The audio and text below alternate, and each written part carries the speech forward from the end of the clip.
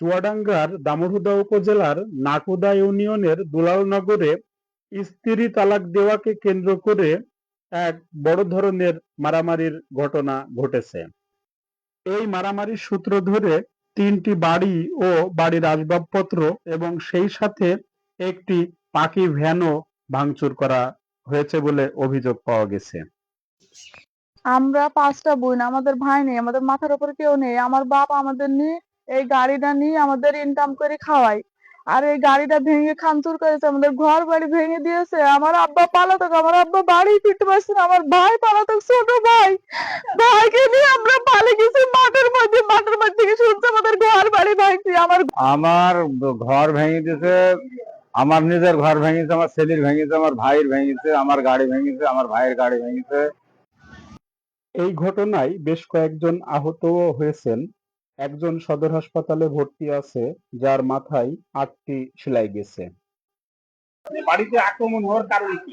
কারণ আমরা এর আগে আওয়ামী লীগ করতাম, আমরা আওয়ামী লীগ করি, এখন মিথ্যা কথা বললে আপনার আওয়ামী লীগ করি, ভোট আমরা এবার ধানের শীষকে দিয়েছি, বুঝেছেন।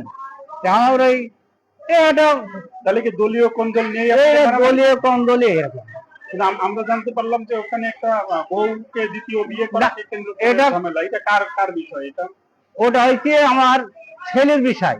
আচ্ছা, আমার বিষয় নাই, আমার ছেলের বিষয়টা।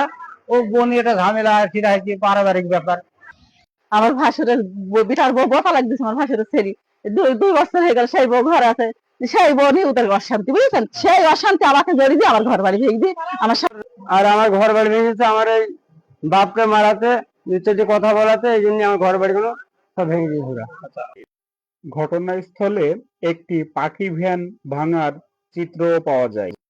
এই ঘটনার মূল ভিকটিম আব্দুল করিম, যিনি প্রবাসী। তিনি কি বলেন চলুন একটু দেখে আসি। ঘটনা হচ্ছে আমি থাকি প্রবাসে মালয়েশিয়ায়। আমি ছুটিতে এসেছি আজকে 12 দিন হইলো। তো দেশে আসার পরে আমার বউ যেটা ছিল সেটা ডিভোর্স দেওয়া আছে যে 1 বছর। সে ডিভোর্স দেওয়ার পরে বাসায় আসার পরে সেই বউ বাসা থেকে নামে না। যখন না নামে তখন আমি বাড়ির থেকে যেভাবে হোক তাকে বাড়ি থেকে বাইর করা হয়। বাইর করার পরে তার মা বাবার বাসায় যায়। বাবার বাসায় যেই আমার মামলা করে থানায় সালিশি বসার পরে সেখানে ফের রায় দেয় যে 2 দিন আপনারা বোঝেন। বোঝার পরে আমি আসি বাসায়। বোঝার পরে তারপরে ফের ক্যাম্প বললো যে আপনাকে অমুক দিন বসা হবে, মনে করেন 2 দিন পরে। সেদিন যাওয়ার পর তার 1 দিন আগে সেই মেয়ে আমার বাসায় ফের আসে। আসার পরে আমাদের তো জানাই না যে আজ কি সালিশি বসবি। সালিশি গ্রামের লোক সব ডেকেছে, যে বিএনপি যেসব নেতাগুলো আছে, ওদের হাকিম খা আছে, ওখানে টিটন খা আছে, ওখানে অনেক লোকজন ছিল। তো ডাকার পরে আমাকে হঠাৎ রাত 8টার সময় ফোন দেয় হাকিম খা, যে এরকম তোমাকে সালিশিতে আসা লাগবে। আমি সালিশিতে কেন যাবো? আমার মামলা আছে থানায়, আমার দিন আছে, আমি সেখানে মামলা মীমাংসা করবো। তাহলে আমার তো সেখানে যাওয়ার কোনো প্রয়োজন নেই। তখন ওরা যে কোনো ওখানে প্রায় 1-150 লোক ছিল, ওরা সব জোগাড় করেছে, বিএনপির লোক সব নেতাগুতা, টিটন আছে, তারপরে শিরহান আছে, ওখানে হাকিম খা আছে, অনেক লোকজন ছিল। হঠাৎ দেখছে যে ওরা সব দল বল নিজেই দামা লাঠি বাটি যে নিজেই মনে করেন যে যেই আমাকে কয়েকটা জিজ্ঞাসা করেছে। যে আমি সেখানে প্রশ্ন করলো যে তুমি কেন গেলে না সেখানে। আমি বললাম যে চাচা কিভাবে যাবো সেখানে। সেখানে আমার থানায় মামলা, সেখানে থানা যেটা বলবে আমি সেটা করবো। আমাকে যখন থানা অর্ডার দেবে তুমি গ্রামে বসো, বই সমাধান করো, তাহলে আমি গ্রামে বসবো। আমার বউ ডিভোর্স দিয়া, এখানে কাগজ আছে, এখানে জোর করে যে কেউ আমার বউ তুলে দেবে এই আইন তো কারোর নাই। এ বিষয় নিয়ে স্থানীয়ভাবে যারা সালিশের ব্যবস্থা করেছিল তাদের সঙ্গে কথা বলে যে বিষয় আমরা জানতে পারি সেগুলো আপনারা শুনুন। এখানে আপনার বিএনপি সালিশি ডাকে, ওদের ডাকার পরে তারপরে এদের গ্রামের সার্বিক গ্রামের লোকজন আপনার ওর বাসায় যায়।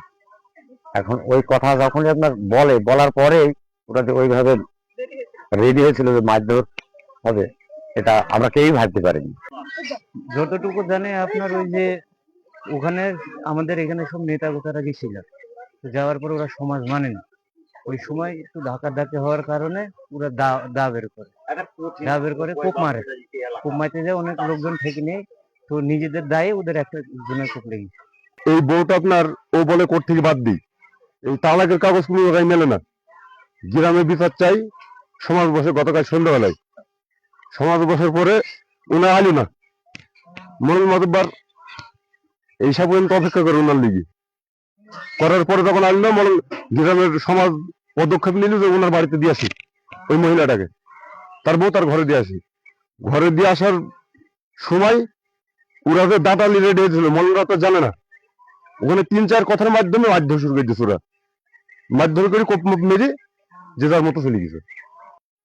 প্রবাসী আব্দুল করিমের পরিবার গ্রাম্য সালিশে উপস্থিত না হওয়ার কারণেই কিন্তু ঘটেছে এই ঘটনা। তবে যে বাড়িগুলো ভাঙচুর করা হয়েছে এই বাড়িগুলো কিন্তু সম্পূর্ণ টিনের তৈরি, একেবারেই হতদরিদ্রদের বাড়ি। স্থানীয়দের দাবি, প্রশাসন সঠিকভাবে তদন্ত করে এর সত্যতা যাচাইপূর্বক আইনানুগ ব্যবস্থা গ্রহণ করুক।